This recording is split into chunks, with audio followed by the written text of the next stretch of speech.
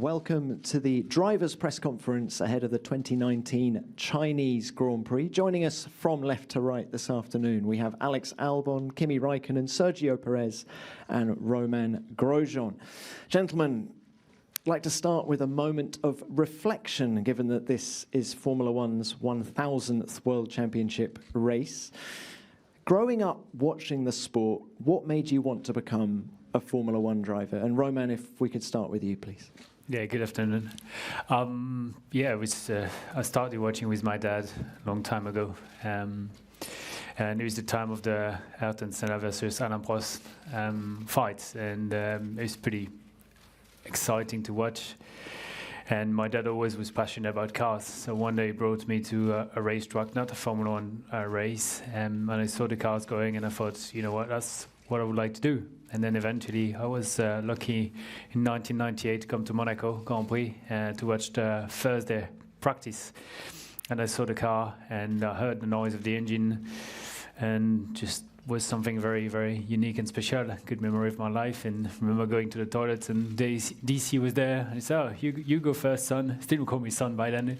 And I was, no, you go. And, pretty amazing. Thank you, Roman. Sergio? Yeah, for me, similar story. I remember the first race I watched with my dad was in '94 actually when Ayrton had his accident. That was the first race I ever saw.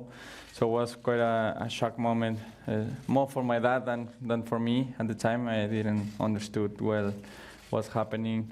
Obviously from Mexico, Formula One is not very big, so it always seemed too far, like too difficult. It's been a while since we had a driver, so the history back home wasn't big. But as a family, we always loved the sport, and I always wanted to become a Formula One driver. So at a very young age, I went to Europe to fight for it.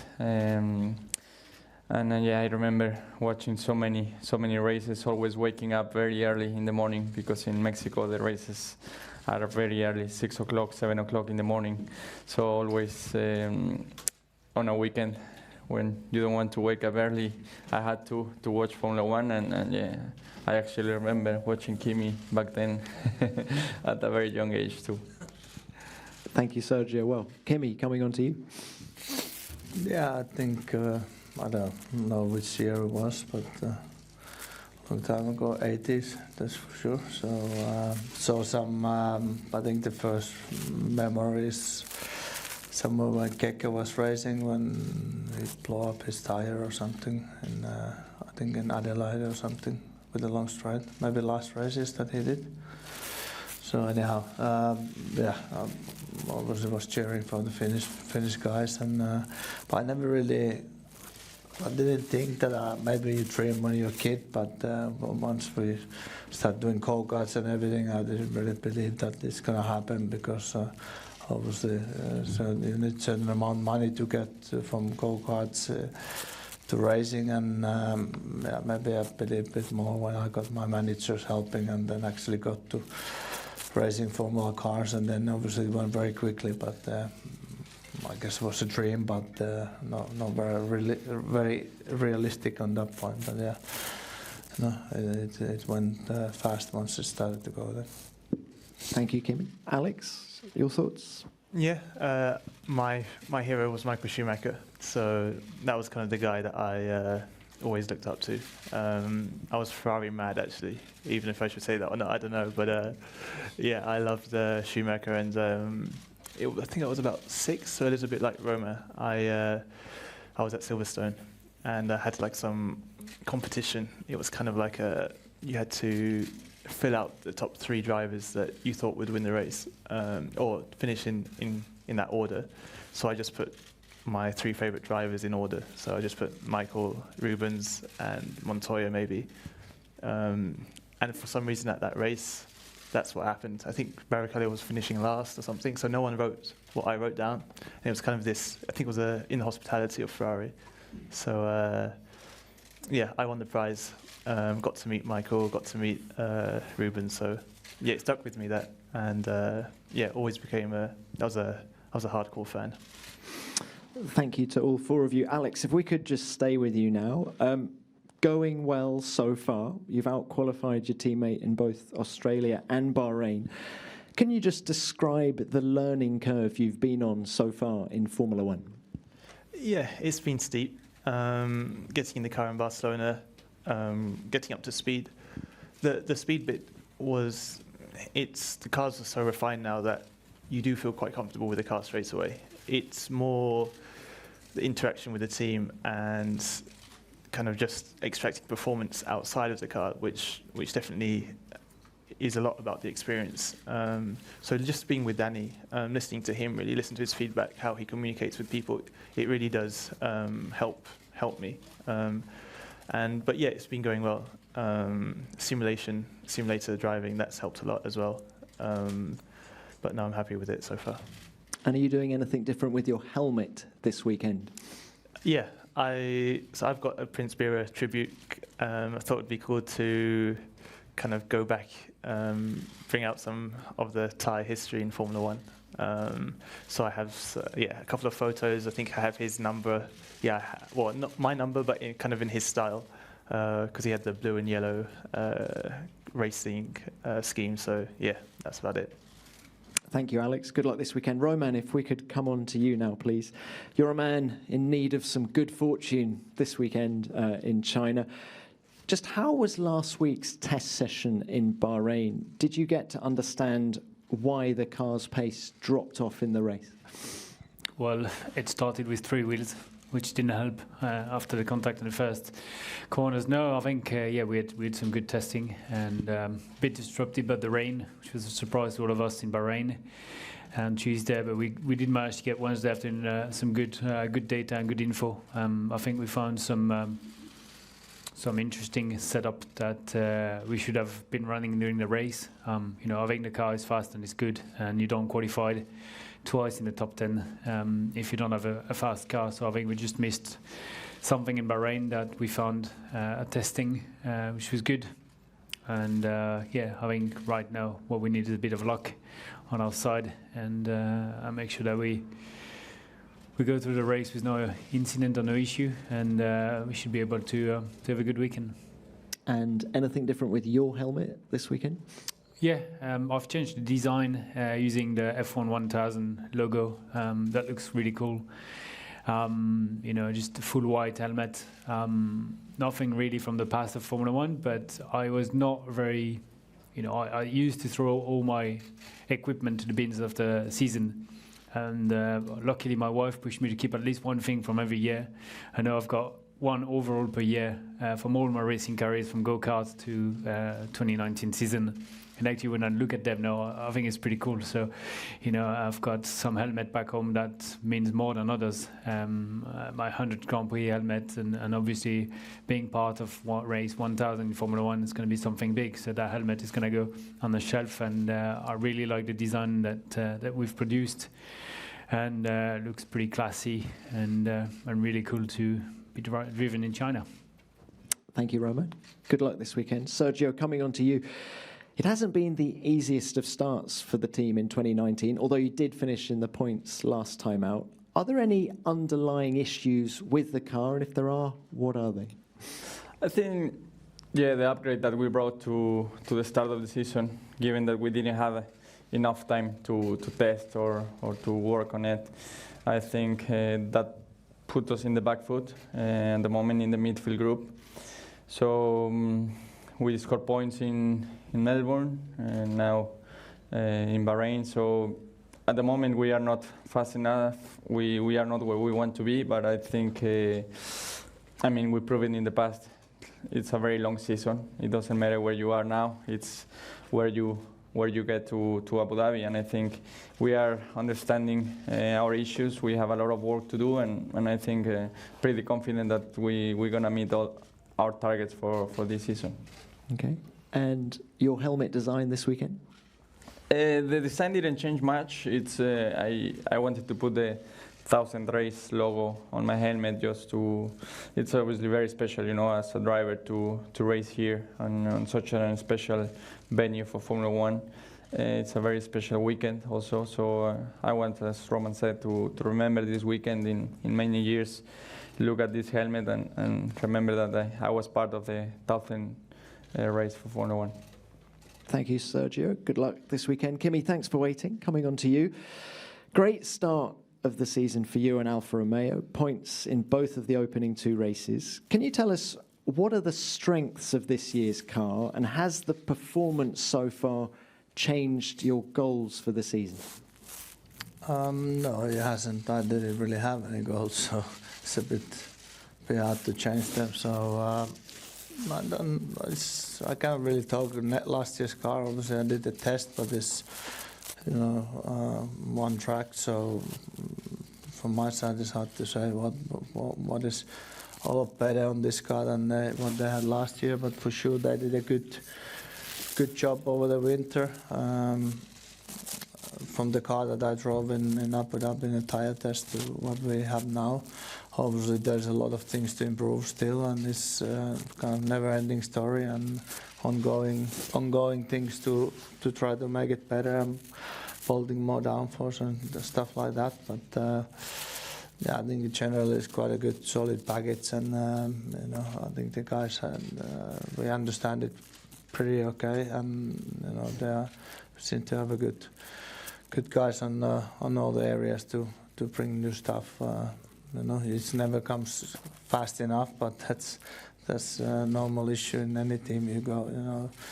But yeah, I think the base is there. It just needs to be make faster all the time. So keep it up and see what we got when we get in the end of the year. And anything different on the helmet design to celebrate 1,000 races? No. I wanted to have open face helmet, but there was some regulation issues. So. Okay.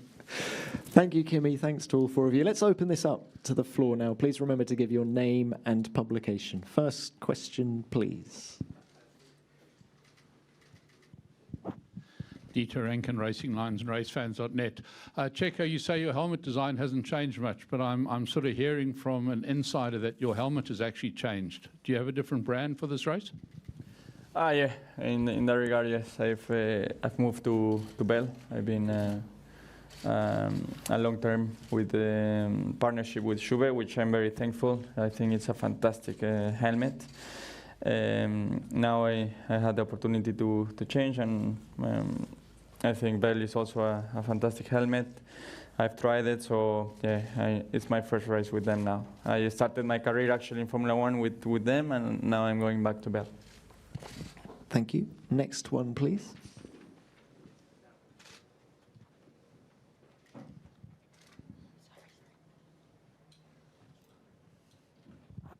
Kimi, hi. Stephen Wade with Associated Press. We see that this summer you're going to break a F1 record for the most races contested. How do you stay motivated? You've had tremendous success already. How do you stay motivated and stay on top of your game?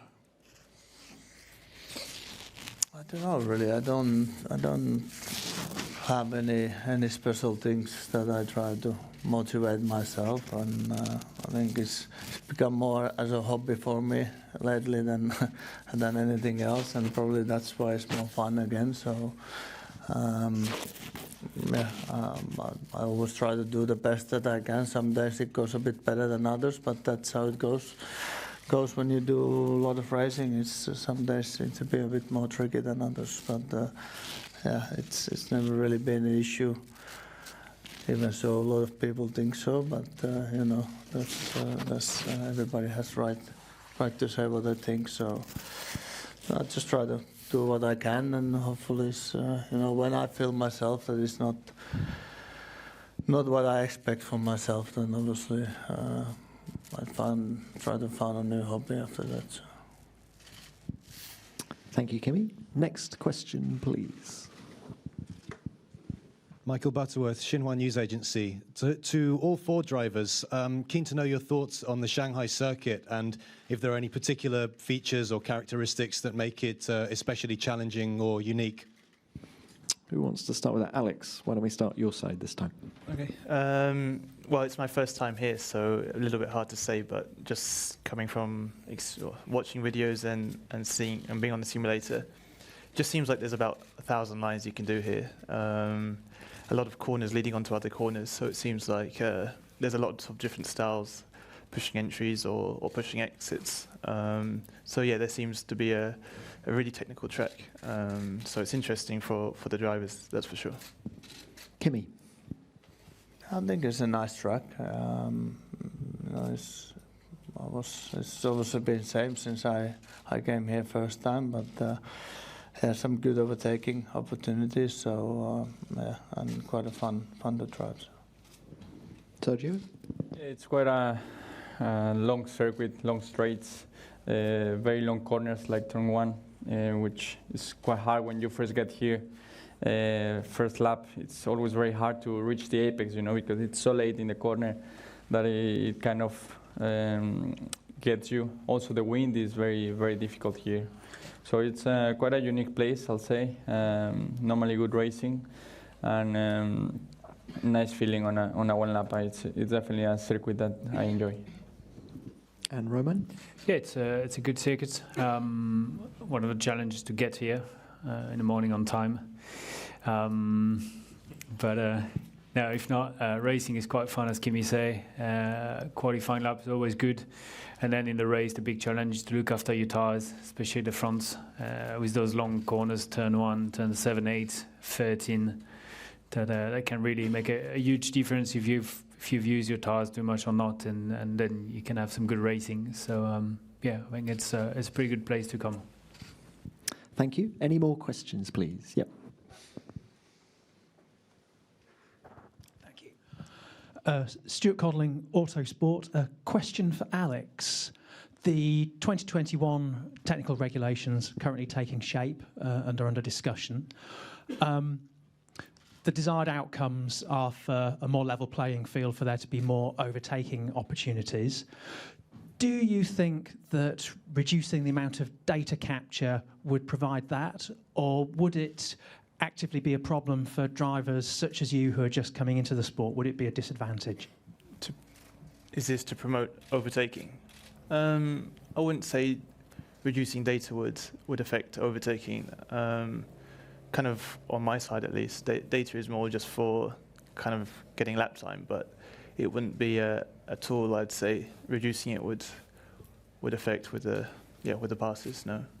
Alex, would it make your job harder if there was no data? In relation to overtaking, no. No, just in general. Oh, yeah, I would say so. I think data now is, obviously in Formula 1, it's huge. It's kind of, especially for me, it's a fast track to getting up to speed. And even just about getting performance, it's definitely something I use a lot. I compare with Danny quite a lot. I think some drivers look at data more than others. I'm a driver who looks at data quite a lot just to, as I said, get up to speed. But yeah, I'm using it a lot right now. But as you said, for passing or overtaking, no. Thank you. Next question, please.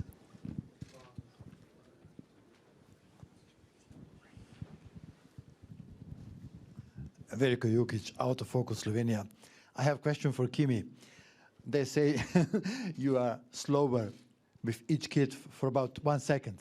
How you compensate this now when you have 2 seconds slower conditions to drive? But maybe I have somehow go faster on the same time, compensated. But I don't think the kids make any. There's an awful lot of stories that are based on nothing in F1. So I didn't ever feel that suddenly something happened on my driving when our family got bigger. But I don't know. I guess it depends from people to people. Also, sometimes it might affect, but at least on our side, on my side, I don't feel it like it did. Obviously, the life changed a lot outside of racing, but pure driving didn't really affect on my side. Checo, I might just throw that question to you and to Roman. Similar to Kimi, I think it doesn't. Formula One drivers are not normal, I always say, you know. So when we're driving, we don't think that we have family, we have kids, we just want to go as fast as we possibly can. I think out of racing, yeah, it changes. You sleep a lot less, looking after your kids and so on. So all of a sudden, a Formula One race weekend becomes a holiday, you know, because you're able to sleep longer and so on. So but it's a lot of fun. And it doesn't really affect at all.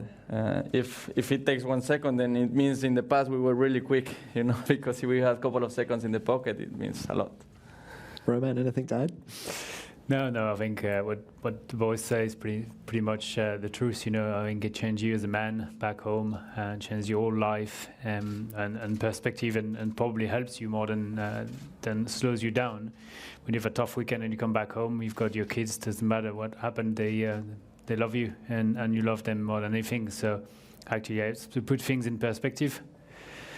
But yeah, with 3 kids now, 3 seconds off the pace. My goodness, quite happy to be qualified in the top 10. Alex, any children we don't know about? No. Okay, next question, please.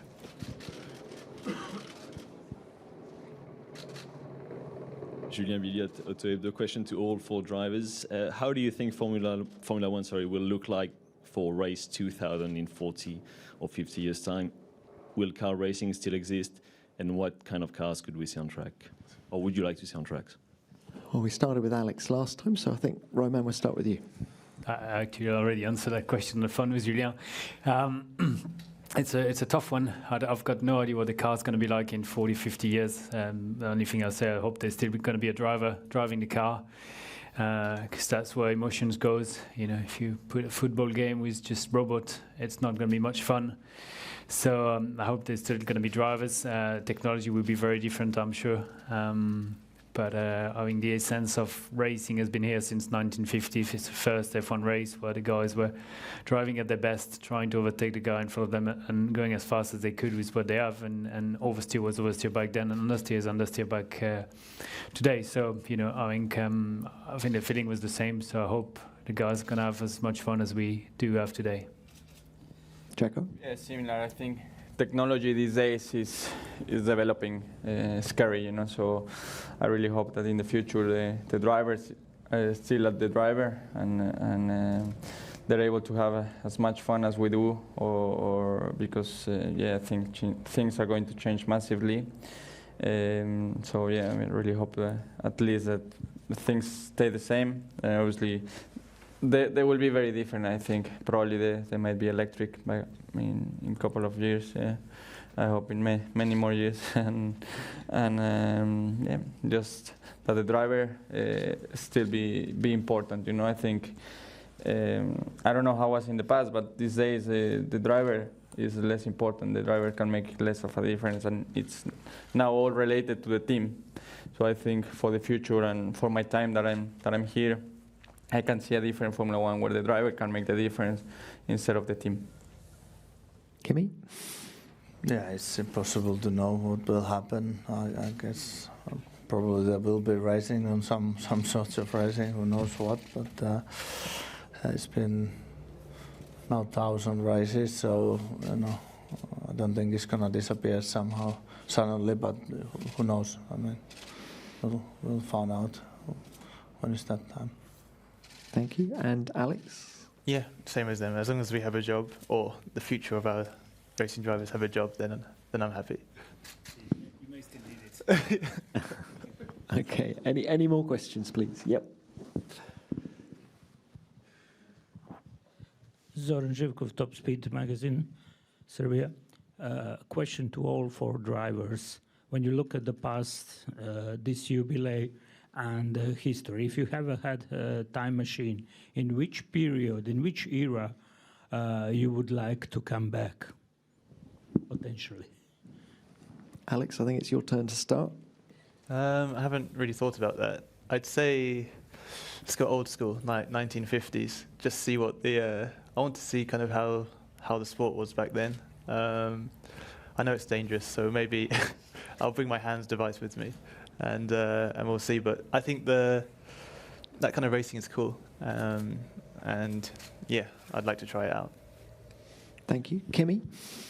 No, I wouldn't want to come back for the second one anymore. So, but yeah, I guess in the past, I said maybe 70s, 60s, late 60s, 70s. For sure would have been more fun, more relaxed, more pure racing, but obviously much more dangerous. But that's, you know, that's was normal, let's say, at that time. So We saw you with a James Hunt helmet a few years ago, didn't we? a bit more than 3 years, but yeah. Okay, thanks, Kimi. Checo? Yeah, I think that in 1960s, 70s, I think those times were good fun. The driving looked like very dangerous, of course. So I think the driver, depending on the risk that you took, you could have made the difference. You know, I think it's something that all my career I've missed. You know, that always the difference is made by the cars and not so much by the driver. So I think back then was good fun. It looked really good, and also the atmosphere was really relaxed. I think these days Formula One is too posed, you know, and yeah, I wish that it was a bit more relaxed and people enjoying more themselves. Roman, and you? Yeah, I'm not going that far. I think I'm really in love with 93, 94, and then 2005 and 6. Maybe I should ask Kimi who was back then. Yeah, you were racing. Yeah. I love the cars around that time, and they looked amazing, and they were tire wear as well, which were quite fun to watch from outside. I thought, and refueling, and just the car looked really cool mid 2000s. So I drove a 2007 car, but wish racing looked quite good then. Thank you. Any more questions?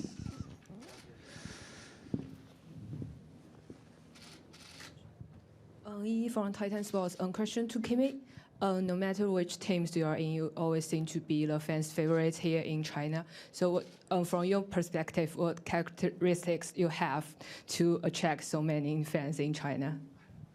I have no idea. You need to go and ask them. I mean, I think generally Japan, China, Finnish people, we seem to have a lot of fans, and yeah, it's great. Sometimes, especially here, I cannot go anywhere, but you know, but that's a part of the, let's say, the other side of the fans. So, but yeah, I always had a lot of fans here since the first time we came here. So I'm happy about it, but I don't know the reason. I guess you will probably get the answer if you go and come in front of our hotel. I think you can ask from or at the airport.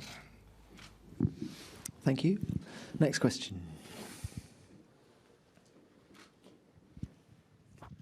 Dieter Renken, Racing Lines and RaceFans.net. You may have noticed that in Bahrain, McLaren was sponsored by an e-cigarette brand, Vipe, particularly the three fathers there. How do you feel about this? Do you think it sets the right sort of example for your children? Roman. Oh dear. We're gonna. Yeah, well, I'm gonna dig my own hole. Right. I think if we want to watch on Netflix, because they're our friends now, whatever content you want, you can. And I mean, I am the first one to tell my friends to stop smoking, and I've actually achieved that a few times, and I'm quite proud of that. I think e-cigarettes maybe somehow is a less extent bad. I think if they want to sponsor Formula One, why not? You know, I think I've been many years with Total, which is an oil company in France or in the worldwide, and we've actually done some amazing experience together. And you could say that oil is actually not good for the environment and so on, but I think actually, you know, company like Total are trying to do a lot for the environment and not just producing oil. So I think at the end, if I don't know much about e-cigarettes, to be fair, but if it's better for healthy reason, if it's less smelly as well, you know, we just came up the stairs here and it smells cigarette like hell. Same when you leave an airport. First thing you do when you go out of an airport, everyone is smoking his first cigarette and it stinks. And if e-cigarette can be better in somehow, then great. So I think if it's better, then why not? And if it helps our sport, then great. Thank you. Checo? I think Roman did a good job with that one. Kimi, anything from you? No, I have no issue. I mean, I don't see the connection that if my son sees advertising on any of that, doesn't matter if it's alcohol, cigarettes, something, I don't believe that affects his choices whatsoever. I mean, that's my belief on that, and it didn't affect on my choices when I have seen them in the past. I think, you know, rules are rules, what you can do, what not, that's not my business, but I have no worries on those. I think that's a great point that Kim is bringing here. Because we watched Formula One when it was a lot of cigarettes on the car. You know, Williams, Jordan, Ferrari, McLaren, and I mean, I've never smoked all my life, but I've been watching a lot of races, so I don't think there's any connection there. Okay. Thank you, gentlemen.